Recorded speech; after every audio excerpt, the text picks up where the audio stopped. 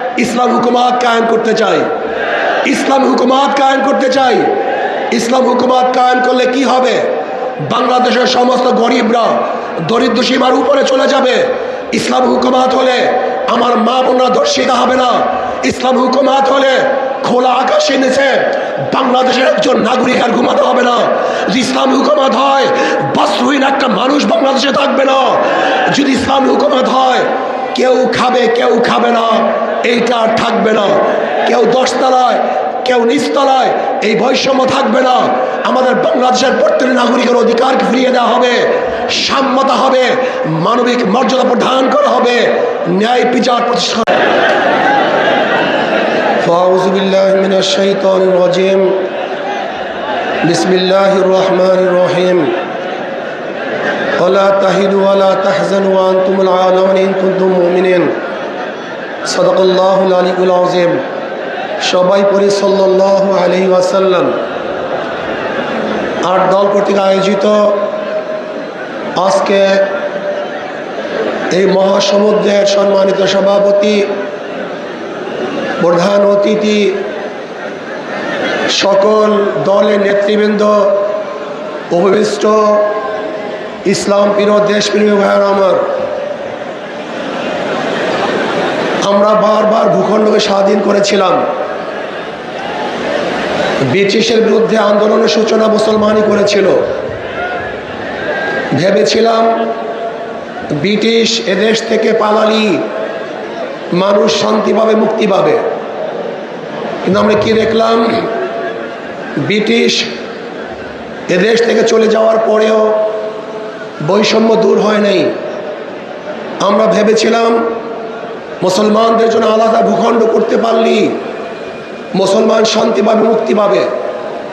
মুসলমানের আন্দোলনের কারণেই আমরা পাকিস্তান পেয়েছিলাম। কিন্তু আমরা কি দেখলাম?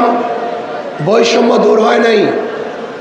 আবার 71-এ এই বৈষম্য দূর করার জন্য সাম্য, মানবিক মর্যাদা, সামাজিক ন্যায় বিচার প্রতিষ্ঠিত করার জন্য আন্দোলন করলাম, সংগ্রাম করলাম, দেশ স্বাধীন করলাম।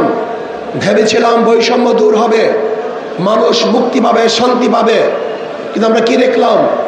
সেই 71 থেকে 2024 পর্যন্ত যারা শাসক ছিল, যেই দলগুলি শাসন করেছে, মানুষের বৈষম্য দূর করতে পারে নাই, মানুষকে শান্তি দিতে পারে নাই, মুক্তি দিতে পারে নাই।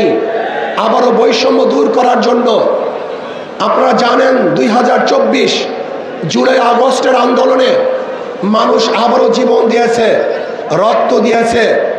মানুষ, হাজারো মানুষ বন্ধুত্ব গ্রহণ করেছে, অন্ধ হয়েছে, বিকলাঙ্গ হয়েছে। ভেবেছিলাম এবার বৈষম্য দূর হবে, চাঁদা মুক্ত দেশ পাবো, মানুষ শান্তিতে বসবাস করতে পারবে। কিন্তু আমরা কি দেখলাম? 2024-এর জুলাই আগস্টের আন্দোলনের পরে আবারও খুন, খারাপি, ধর্ষণ, অবিচার, চাঁদাবাজি, জুলুম, অত্যাচার। মানুষ শান্তিতে নেই, মানুষ মুক্তি পায় নাই, চাঁদা মুক্ত দেশ গঠন করতে পারে নাই, আমার মা বোনদের ইজ্জতকে রক্ষা করতে পারি নাই, ব্যবসায়ীদেরকে ব্যবসা করার সুযোগ করে দিতে পারি নাই। আজও বাংলাদেশের হাজারো গরিব না খেয়ে ধুকে ধুকে মরছে। আজকে আমাদের বাংলাদেশের মেয়েরা ইজ্জতহানি হচ্ছে। আজকে ব্যবসায়ীরা ব্যবসা করতে পারছে না চাঁদাবাজির কারণে। এই দেশ আমরা চাই নাই, এর জন্য আন্দোলন করি নাই, সংগ্রাম করি নাই। ইনশাআল্লাহ আগামী তার একটা আন্দোলন হবে, যে আন্দোলন হবে চাঁদা মুক্ত আন্দোলন, জালেম মুক্ত আন্দোলন, ধর্ষণ মুক্ত আন্দোলন। সমগ্র জালেম থেকে বাংলাদেশ উৎখাত করতে হবে ইনশাআল্লাহ। আমরা কি চাই? আগামীতে ইসলাম হুকুমাত কায়েম করতে চাই, ইসলাম হুকুমাত কায়েম করতে চাই। ইসলাম হুকুমাত কায়েম করলে কি হবে? বাংলাদেশের সমস্ত গরিবরা দরিদ্র সীমার উপরে চলে যাবে। ইসলাম হুকুমাত হলে আমার মা বোনরা ধর্ষিত হবে না। ইসলাম হুকুমাত হলে খোলা আকাশের নিচে বাংলাদেশের একজন নাগরিক আর ঘুমাতে হবে না। যদি ইসলাম হুকুমাত হয় বস্ত্রহীন একটা মানুষ বাংলাদেশে থাকবে না। যদি ইসলাম হুকুমাত হয় কেউ খাবে কেউ খাবে না, এইটা আর থাকবে না। কেউ দশতলায় কেউ নিচতলায়, এই বৈষম্য থাকবে না। আমাদের বাংলাদেশের প্রত্যেক নাগরিকের অধিকারকে ফিরিয়ে দেওয়া হবে, সাম্যতা হবে, মানবিক মর্যাদা প্রদান করা হবে, ন্যায় বিচার প্রতিষ্ঠা করা হবে ইনশাআল্লাহ। ইসলাম হুকুমাত হয়, বাংলাদেশে একটা টাকাও বিদেশে পাচার হবে না। আমি আশা করি ইনশাআল্লাহ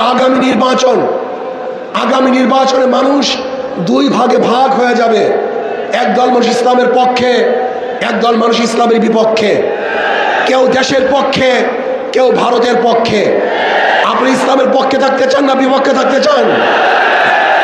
আপনারা ভারতের পক্ষে থাকতে চান না বিপক্ষে থাকতে চান? তাহলে আসুন, আজকের ঠিকই আমাদেরকে আন্দোলনে ঝাঁপিয়ে পড়তে হবে। প্রত্যেকটা ঘরে ঘরে যেতে হবে, ইসলামকে বিজয় করার জন্য চেষ্টা করতে হবে। যদি ইনশাআল্লাহ আমরা ঐক্যবদ্ধ থাকি, আমি অনেক আগেই বলে দিয়েছিলাম, আপনারা যদি ঐক্যবদ্ধ থাকেন অবশ্যই ইনশাআল্লাহ আগামীতে ইসলাম ক্ষমতায় যাবেই যাবে, কোনো সন্দেহ নাই। আমি তত্ত্বাবধায়ক সরকারের, অন্তর্বর্তী সরকারের প্রধান ডক্টর ইউনূসকে বলবো, নির্বাচন নিয়ে ষড়যন্ত্র চলতেছে, নির্বাচনকে পিছনে হটাবার ষড়যন্ত্র চলতেছে। আমি বলবো যথা টাইমে নির্বাচন দিতে হবে। নির্বাচন নিয়ে কোনো ষড়যন্ত্র বাংলাদেশের জনগণ মানবে না। একটা নির্বাচন দিতে হবে, গ্রহণযোগ্য নির্বাচন, যেই নির্বাচনে সবাই অংশগ্রহণ করবে, সবার অধিকার সমান থাকবে, কোনো গুন্ডা থাকবে না, মাস্তান থাকবে না, ভোট দখল চলবে না, কেন্দ্র দখল চলবে না, কাউকে হুমকি ধমকি দেওয়া চলবে না।